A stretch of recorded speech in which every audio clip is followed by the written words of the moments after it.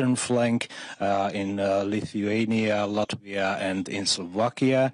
And we have a very successful ammunition initiative, which testifies to the fact that even smaller nations can play a strong role and to contribute to European security. And we will continue this initiative. And I'm very proud that during my tenure as the Prime Minister, the Czech Republic changed from sort of a free rider or fair dodger into an ally that is reliable and the one that meets its commitments. We want to continue this avenue, and we will increase our GDP percentage to 3% by 2030 and then 5% by 2035. And the draft national budget, which we will approve soon, we have 2.35% for the next year.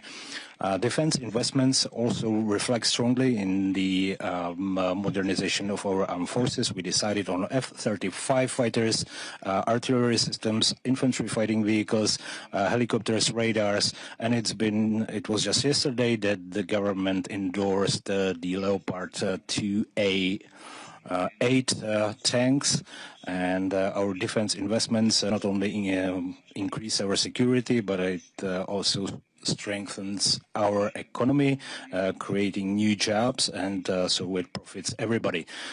And we are able to cover the whole production chain from nitrocellulose up to black powder. So our manufacturers work to the effect to have all the elements of the production chain across Europe, because we need to do away with our dependence on China and other unreliable manufacturers. And NATO strives to expand the production in NATO nations. That is also done by the European Union, and this needs to be continued. As I mentioned, the Czech Ammunition Initiative, I should also say clearly that we will abide our promise that we will deliver to Ukraine at least the same quantity of ammunition pieces or munitions. Last year it was 1.5 million, and this year we have been able to deliver 1.1 million rounds.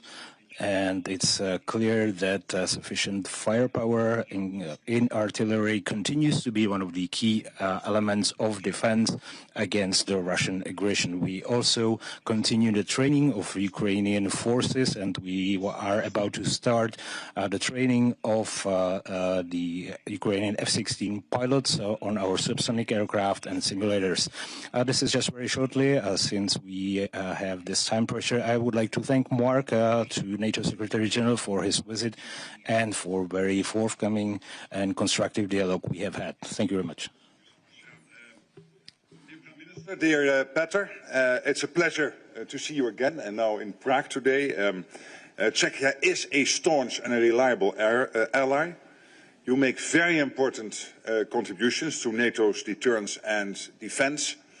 You have a strong defense industry, and this is crucial. I gave a speech just this morning on how vital it is that we step up our production efforts, and Czechia is playing an important role here.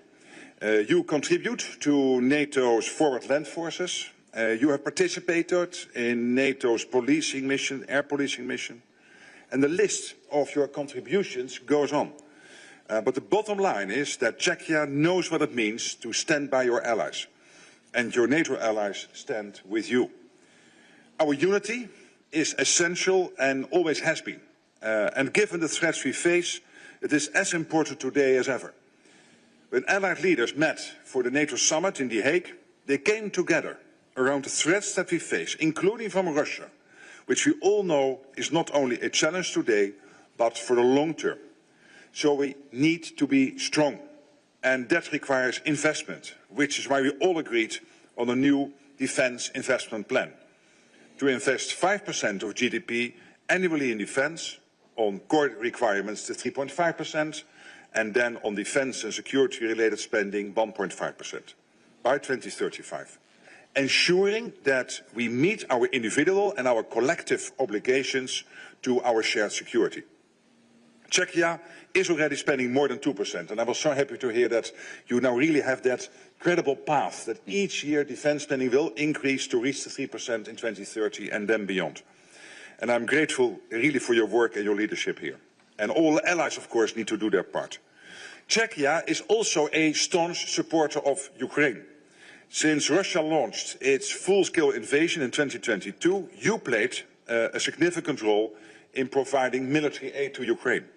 The Czech-led ammunition initiative has been a resounding success. I want to thank you for that. As you said, in 2024 alone, 1.5 million shells were delivered thanks to your leadership, and this is absolutely supporting NATO's effort to keep Ukraine as strong as possible in the fight now and tomorrow, hopefully leading, of course, to a peace deal. What's more, Czech personnel contribute to NATO's mission to provide security assistance and training for Ukraine and SETU. That's our command, our joint command in Wiesbaden. And I welcome your offer to contribute to support NSETU's logistical efforts in Eastern Europe. And you're also working with Ukraine to train their pilots. So all of this is making a real difference for Ukraine's security and therefore for our collective security. Of course, we're all pushing for an end to Russia's war against Ukraine and a just and lasting peace. And indeed, we just participated in a video conference with European and Canadian colleagues.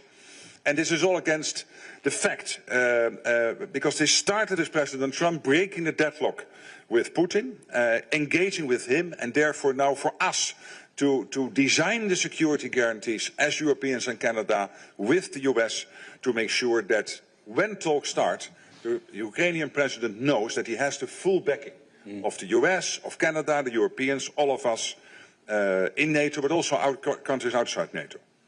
And of course, knowing that the prime foundation for all of this will be the Ukraine's armed forces itself. So you will have these Ukrainian armed forces as strong as possible, and on top of that, these security guarantees. And finally, mid-July, the American president decided to again have a massive flow of non-lethal and lethal weapons into Ukraine, paid for by NATO allies. So that scheme is now working. Many countries are investing in Ukraine's defense industry. And of course, there are the bilateral projects. But here, you are leading the way again with the Czech ammunition initiative. And again, want to highlight that. Thank you for that. Thank you for your leadership, our personal friendship over the years, and my previous role and this role. We stand together. And I know I can count, NATO can count on Czechia's continued commitment. Thank you, Mark. Tak, já moc děkuji obou řečníkům a Thank you very much. And we have just time for one question. So Czech TV, Czech television.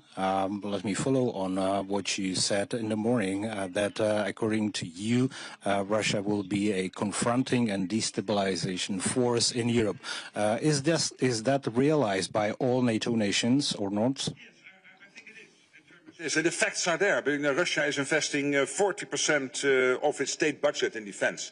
And of course, you sometimes here and there have a nice parade, but that's not why they are investing all that money. They are investing it because they want to be successful in Ukraine, and we have to prevent them from being successful. But beyond Ukraine, it will not stop. And we have seen recent announcements and comments by senior military and also intelligence leaders in Europe saying that Russia might be ready by 27, by 29. Some are saying by 2030, 2031, to really, if they would choose so, try to attack NATO territory. And we have to make sure that our deterrence is such that they will never try, knowing that our reaction will be devastating. That is, yes, money, because we need more men and women in uniform, but also, yes, production, because production capacity, and also here, the Czech Republic is very important because of your overall, let's say, history and still very much presence when it comes to defense industrial production. That in itself is also a deterrence factor. But to everybody watching this, please, men and women, citizens of the Czech Republic and all over Europe, Canada and the US, let's not be naive about Russia. We know what Putin tries to do, and the evidence is there in Ukraine as we speak, and it is there that threat for the long term, I'm afraid. Já moc děkuji, tiskovou konferenci končím. Thank you very much. That's it. Have a nice day.